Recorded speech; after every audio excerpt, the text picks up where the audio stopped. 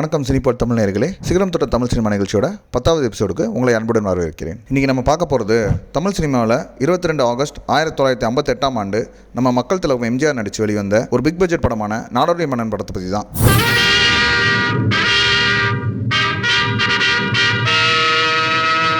புதிய மன்னர் மார்த்தாண்டர் பட்டம் சூட்டிக்கொள்ள நாளை தினம் தலைநகருக்கு வருகிறார். மார்த்தாண்டன் மன்னன்.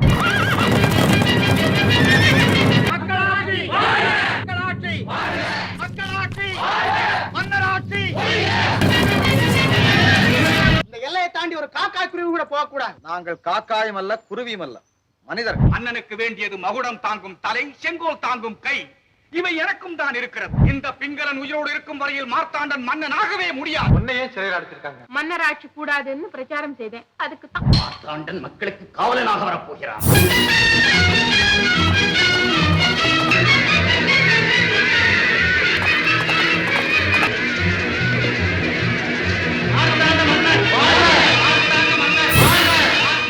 நாடோடி மன்னன் படம் அந்த காலகட்டத்தில் மிக பிரம்மாண்டமான திரைப்படமாக அமைஞ்சது மட்டும் இல்லாமல் 175 நாட்களை கடந்து ஓடின ஒரு வெற்றி படம். இன்னைக்கு நம்ம 66 years of Nadodi Mannan celebrate பண்ணிட்டு இருக்கோம். எம்ஜிஆர் ஒரு காரியத்தில் இறங்கினார்னா என்ன இடையூறு வந்தாலும் அது முடிக்காம விட மாட்டார். அதுக்கு மிகப்பெரிய உதாரணம் பிரம்மாண்டமான வெற்றி படமான நம்ம நாடோடி மன்னன் தாங்க. படம் ஆரம்பிச்சிலிருந்து அவ்வளவு தடைகளை அசாதாரணமாக கையாண்டு வெற்றியும் பெற்றார் நம்ம மக்கள் தலைவர் எம்ஜிஆர் அவர்கள். நாடோடி மன்னன் தான் நம்ம எம்ஜிஆர் அவர்கள் முதலில் இயக்கிய படம். அது மட்டும் இல்லைங்க, அவர் முதல்ல தயாரித்த படமும் இதுதான். புகழோட உச்சியில் இருந்த எம்ஜிஆர் அவர்களுக்கு பல்வேறு பட வாய்ப்புகள் காத்திருந்தாலும் அதையெல்லாம் ஒதுக்கிட்டு அவரோட முழு கவனத்தையும் நாடோடி மன்னன் படம் எடுக்கிறதுல காமிச்சாரு. அது ஏன்னு விளக்கம் அவரே கொடுத்தாரு. நான் சொந்தத்தில் நாடோடி மன்னன் படத்தை ஏன் ஆரம்பித்தேன், எனக்காக எத்தனையோ படங்கள் காத்திருக்கும் நேரத்தில் அதில் நடித்து முடித்தாலே வாழ்க்கைக்கு தேவையான பணம் சம்பாதித்து நிம்மதியாக இருக்கலாம். ஆனால் நாடோடி மன்னன் ஒரு பரிசோதனை முயற்சி. என் விருப்பப்படி செய்து அதற்கு மக்களின் பதில் என்ன என்று எதிர்பார்க்கிறேன். அதே போல படம் முடிஞ்ச அப்புறம் வெற்றியோ தோல்வியோ அது மக்கள் தீர்ப்பை பொறுத்தது.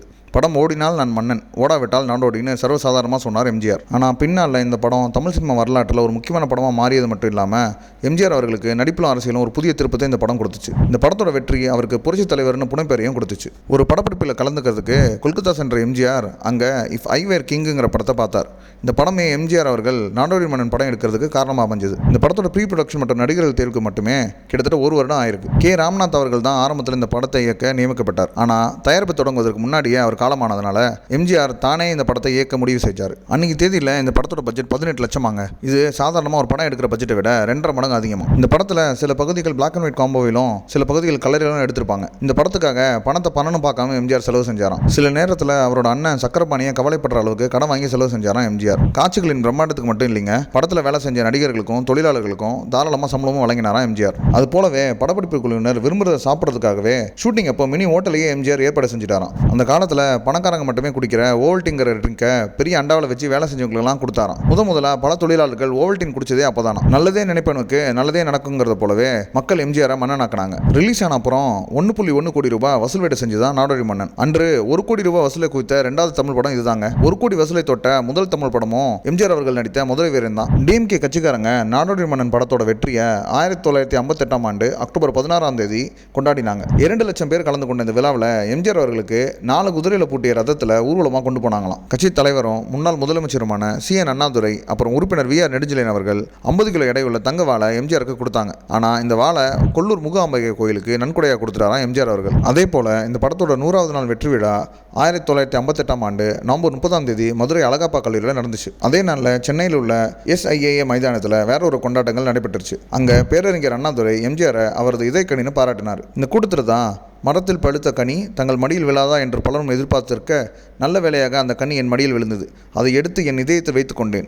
எம்ஜிஆரை பாராட்டுவது என்னை நானே பாராட்டிக் கொள்வது போல ஆகும் என அண்ணா சொன்னது அன்றைய அரசியல் வட்டாரத்தில் பெரிய தாக்கத்தை ஏற்படுத்திச்சு. நாடோடி மன்னன் படத்தோட வெற்றிக்கு அப்புறம் இந்த படத்தோட பார்ட் 2 நாடோடியின் மகன் என்கிற பேரில் தயாரிக்க பிளான் பண்ணியிருந்தாராம் எம்ஜிஆர் அவர்கள். ஆனால் அந்த பிளானை அப்புறமா ட்ராப் பண்ணிட்டாராம். நாடோடி மன்னன் படத்தில் எம்ஜிஆர் அவர்களுக்கு ஜோடியா 3 கதாநாயகிகள் நடிச்சிருப்பாங்க. P பானுமதி, MN ராஜம் மற்றும் B சரோஜாதேவி அவர்கள். சரோஜாதேவி அவர்களுக்கு தமிழில் இதான் படம். நாடோடி மன்னன் பற்றி பேசும்போது நடிகை பானுமதி பற்றி சொல்லியே ஆகணும். நடிப்பு, நடிப்பு, தயாரிப்பு, இசை, இயக்கன்னு பன்முக திறமை கொண்டவர் பானுமதி அவர்கள். மலைக்கல்லன், மதுரை வீரன் ஏற்கனவே வெற்றி பெற்ற படங்களில் எம்ஜிஆருக்கு பானுமதியை ஜோடியாக இருந்தாங்க. நாடோடி மன்னன் படத்துலையும் அவரையே நாயகியாக நடிக்க எம்ஜிஆர் ஒப்பந்தம் செஞ்சாராம். பானுமதி அந்த காலத்திலேயே சுதந்திரமாக செயல்படும் ஒரு நடிகை.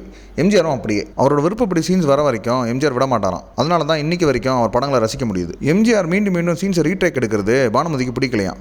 எடுத்த காட்சியை எத்தனை முறை எடுப்பீங்கன்னு எம்ஜிஆரை பார்த்து கேட்டாங்களாம். சக நடிகையோட ஒத்துழைப்பு இப்படி இருக்கும்போது கோவம் வந்தாலும் எம்ஜிஆர் அமைதியாகவே பதில் சொன்னாராம்.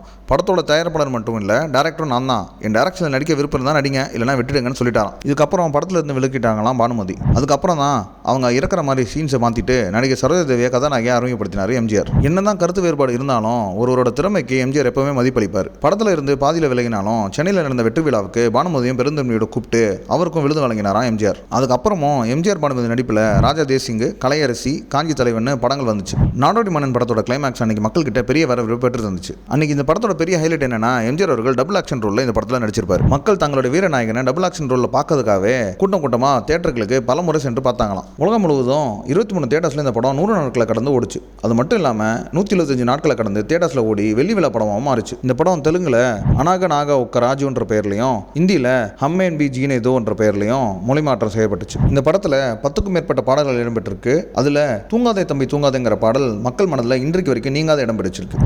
தூங்காதே தம்பி தூங்காதே, தூங்காதே தம்பி தூங்காதே, நீயும் சோம்பேறி என்ற பெயர் வாங்காதே.